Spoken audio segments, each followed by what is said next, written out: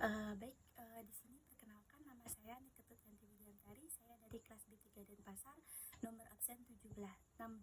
Di sini saya akan memaparkan materi tentang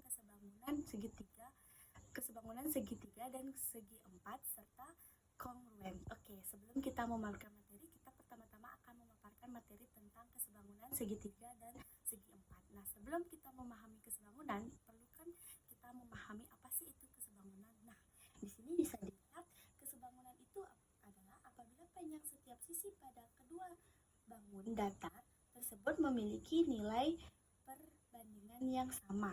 Nah, adapun syarat-syarat dalam dua bangunan datar yang dikatakan sebangun, yaitu pertama itu ada panjang sisi yang bersesuaian mempunyai perbandingan yang sesuai, dan yang kedua itu ada namanya sudut-sudut yang bersesuaian itu sama besar. Nah, gimana sih caranya kita belajar kesebangunan itu biar lebih paham? Mari kita melanjutkan ke soal yang selanjutnya, yaitu contoh soalnya. Oke, baik, di sini adapun contoh soalnya yaitu yang pertama itu ada diketahui segitiga ABC sebangun dengan segitiga DEF. Nah, pertanyaannya tentukan EF. Nah, jadi bisa diperhatikan ini ada dua bangunan segitiga, yaitu segitiga kecil dan segitiga besar. Nah, kedua segitiga ini adalah segitiga yang sebangun. Nah, jadi pertanyaannya itu kita akan mencari tentang segitiga panjang EF. Nah, jadi panjang EF itu kita bisa mencarinya dengan cara yaitu kita akan mencari sisi yang bersesuaian dengan EF. Nah, jadi sisi yang bersesuaian dengan EF yaitu adalah sisi BC. Jadi di sini kita bisa membuat EF per BC sama dengan, nah kita bisa cari juga sisi yang sama panjang.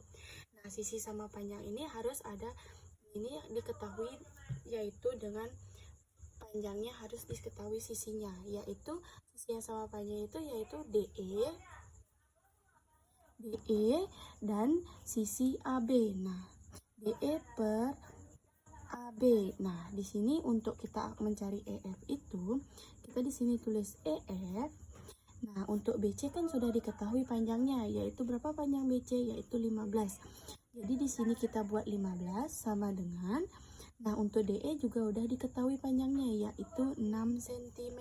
6 per AB-nya 12. Ini AB-nya. Nah, sekitar sampai sini tuh kita bisa mengkalikan silang. Nah, EF dikali 12 jadinya di sini jadinya itu EF sama dengan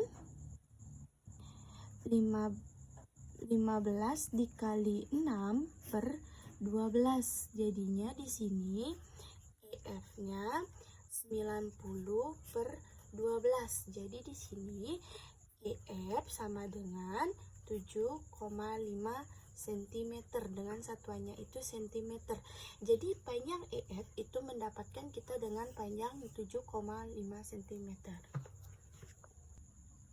Oke, baik, kita akan memulai soal yang kedua, yaitu contoh soal yang kedua itu yaitu ini dari gambar berikut hitunglah panjang QR. Nah, bisa diperhatikan dua bangunan segitiga yang sebangun ini.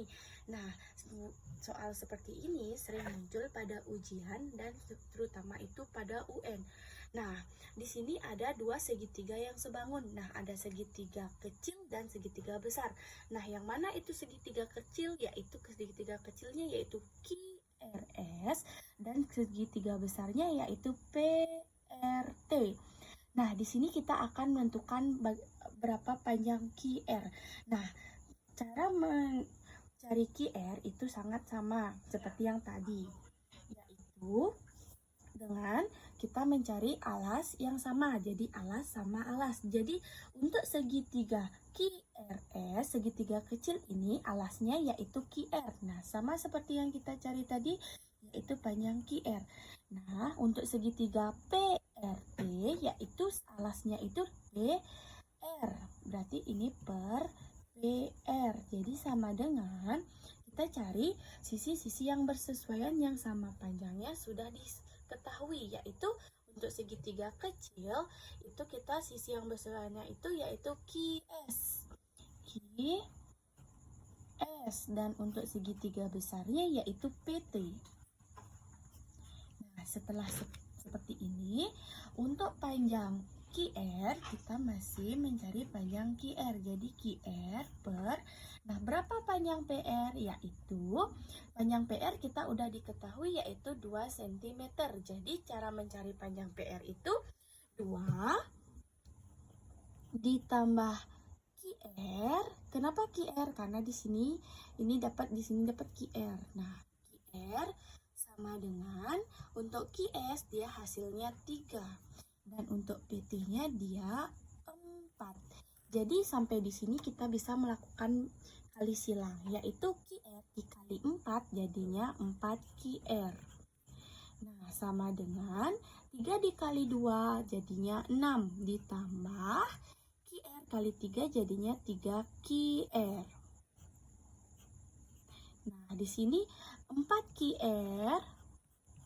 Kalau positif 3 QR pindah ruas dia jadinya negatif. Jadi negatif 3 QR sama dengan 6. Jadi ini sudah sama-sama QR, jadi kita bisa langsung mengurangkannya. Yaitu 4 QR dikurang 3 QR jadinya 1 QR, atau bisa ditulis dengan QR sama dengan 6. Jadi panjang QR itu didapat dengan panjang 6 cm dengan satuannya cm. Jadi panjangnya yang didapat panjang QR yaitu 6 cm. Oke, kita akan kelanjutan soal berikutnya, yaitu dari gambar berikut ini panjang EF adalah, bisa diperhatikan ini gambar berikutnya. Dari gambar ini kita akan diminta untuk panjang EF. Nah, bagaimana caranya untuk penyelesaian soal seperti ini?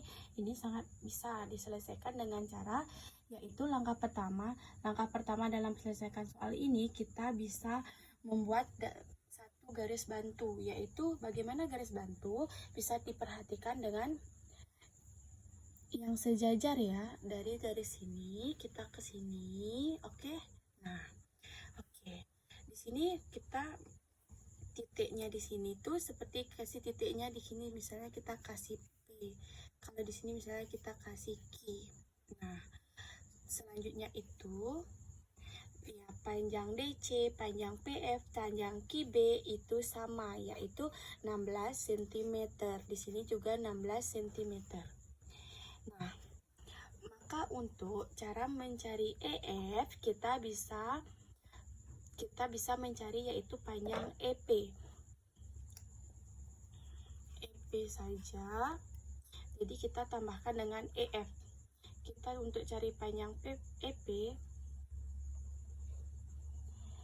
Nah, untuk mencari panjang EP ini kita bisa memperhatikan segitiga yang sebangun, yaitu segitiga EPD, dan segitiga yang besar itu yaitu AQD. Maka untuk mencari panjang EP boleh diperhatikan, maka bisa diberbanding dengan, ingat kalau alas sama alas itu berbanding dengan alas, berarti kalau EP itu berbanding dengan AQ. Sama dengan, baik di sini bisa dicari sisi yang sama sisinya panjangnya diketahui. Ya, untuk panjang segitiga yang kecil itu yang diketahui yaitu ED. Jadi di sini buat ED, dan untuk yang bersesuaian yang itu yang mana? Yaitu AD.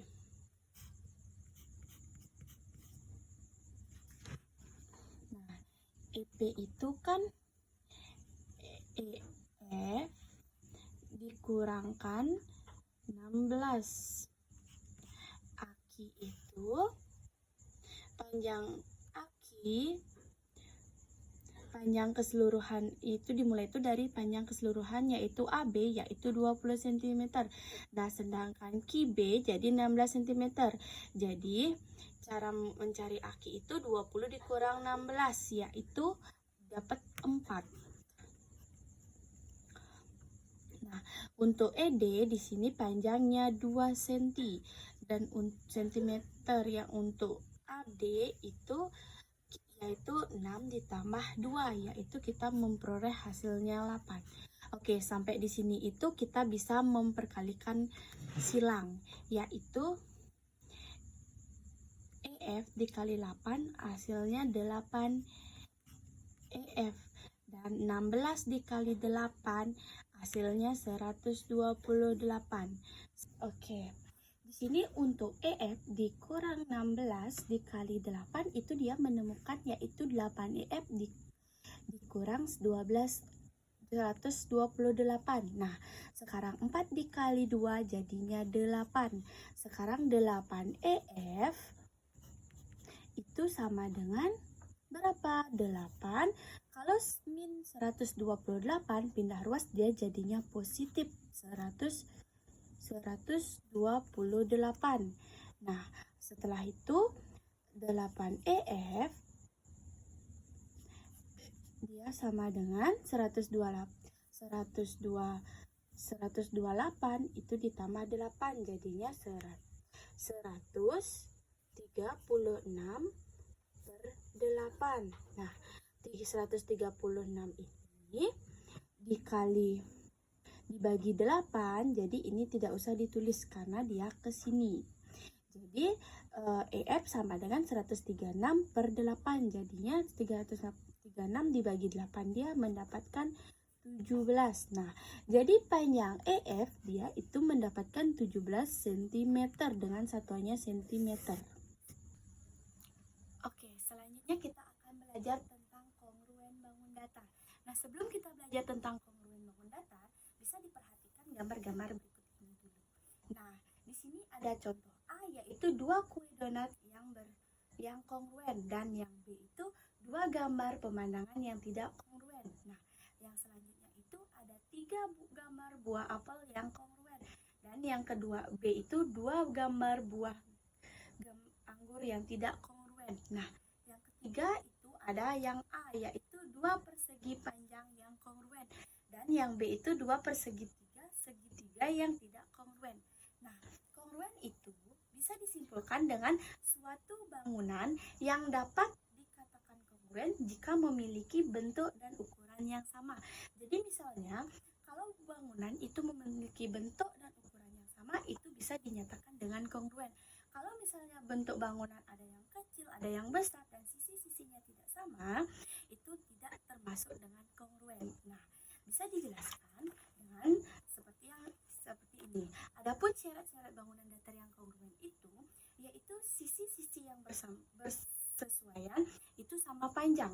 Jadi, misalnya contoh sisi A dan sisi D itu sama panjangnya dengan sisi F dan sisi G. Nah, sama seperti sisi G sama sisi H itu sama panjangnya dengan sisi D dan sisi C.